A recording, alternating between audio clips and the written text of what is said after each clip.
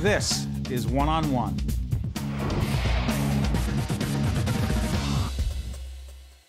Hi, I'm Steve Adubato. You'll see why I'm laughing in a second. We want to offer, we're at the WNET studios. I'm laughing because we have a terrific guest for the first time. Well, hopefully it will not be the last time. You'll recognize him on camera.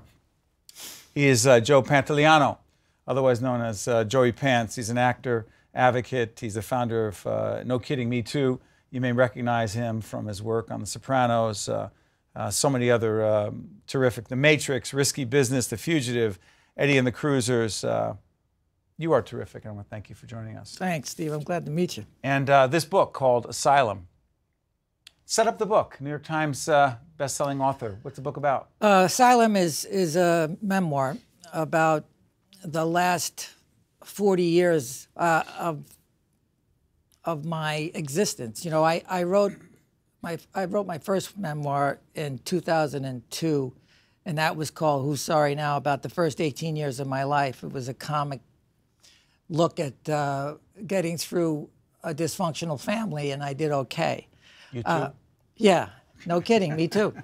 But what happened was, as my career started flourishing, and I got everything that I thought was imaginable, beyond my imagination. I followed my bliss. I got everything I ever wanted. And I had this emptiness that was kind of motivating my whole life. I thought that if I could become an actor, that this feeling would go away. If I could find, you know, love, making love to movie stars, but that feeling would go away, and it wouldn't go away. So I needed to drink more, or I needed to do more. I needed to make it go away, and I was sitting on top of this candy hill, and it wouldn't, and I needed to kill it or kill me, and I was dumbfounded that I would want to I would even have those thoughts, and that was the end. That was the bottom. That was like do or die. And as I came to understand that I had a mental disease that was not of my own nature, that it was gifted to me from my mother's side of the family. And it was then I realized that my mother had what I had, that it wasn't willful, that she didn't want to get better, that she had this same diseasiness that she couldn't make go away. And so Asylum is the story of how I found Hollywood to be my asylum, that if I could go to Hollywood and become this actor, that I would find serenity. And you know, all you really need for an asylum is an empty room and the right kind of people. And I think Hollywood is where all the really crazy people go. Right. But what's interesting is, by the way, when we were laughing in part because we were talking about some of the people you've worked with in the past, and one of them we talked about was Joe Pesci, who I tell you makes me laugh and then scares the hell out of me in an interview I did with him recently. But one of the things in the book that you talk about, when you talk about this clinical depression that you were diagnosed with, and how honest, how candid, how vulnerable that you've been in talking about it, how you've created a not-for-profit organization dedicated to helping others. Yeah. How we're about to see a clip from a documentary on this subject.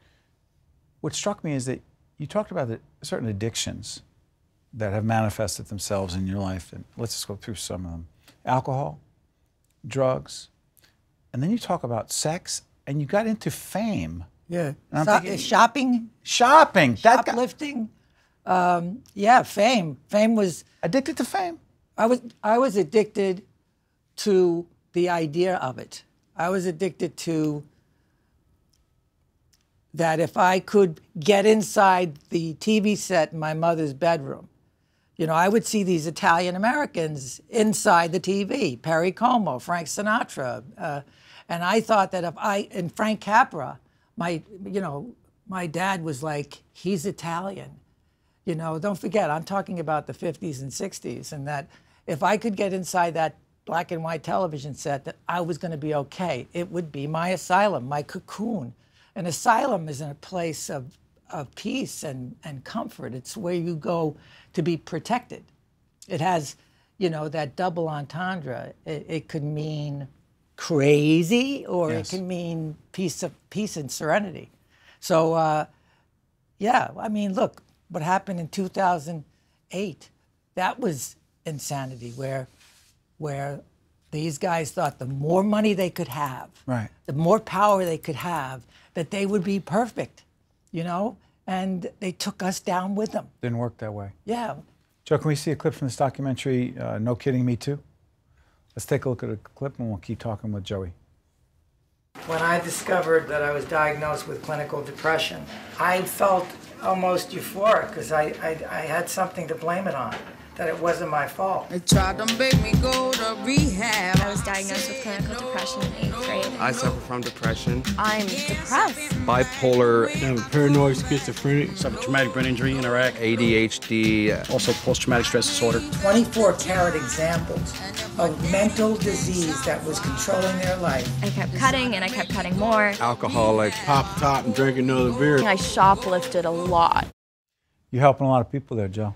Well, you know what I've wanted to do for a very long time is take the mystery out of mental uneasiness. We all have it. Mental dis-ease is something that's troubling you. It puts you in a bad mood. It puts Why you do in you call it, a sad excuse mood. me to interrupt me, why do you call it dis-ease? Because it's the opposite of ease. You know, it's a dis-easiness. It's something you can feel, but you can't put your finger on it.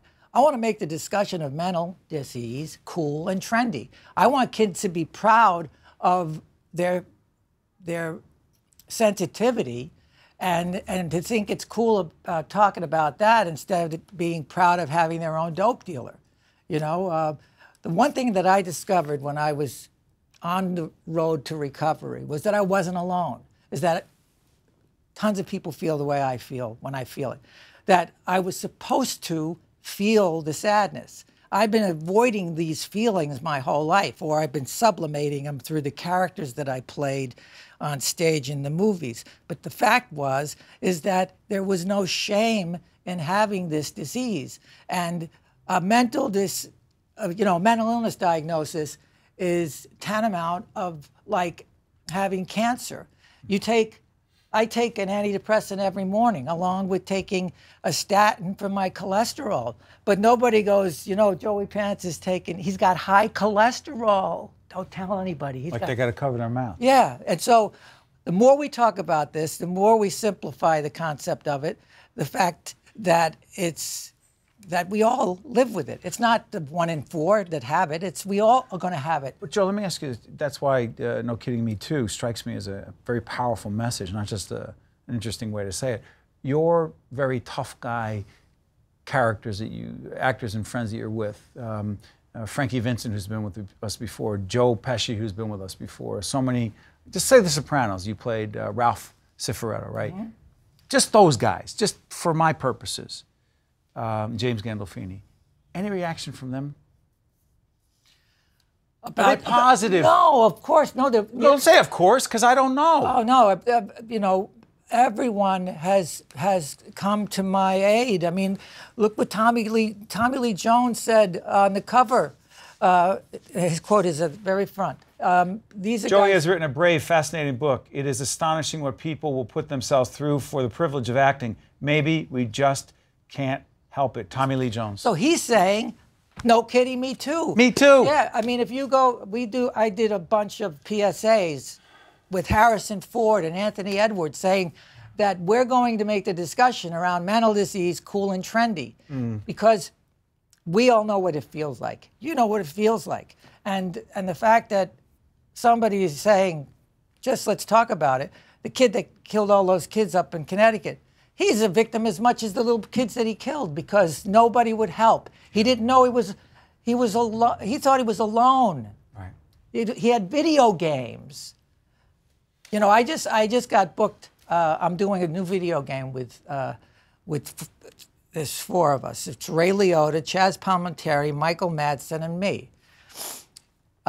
You know, and I was like, I'm conflicted. You know, it's like I know that kids are addicted to these games, and this is a game that the kid was watching.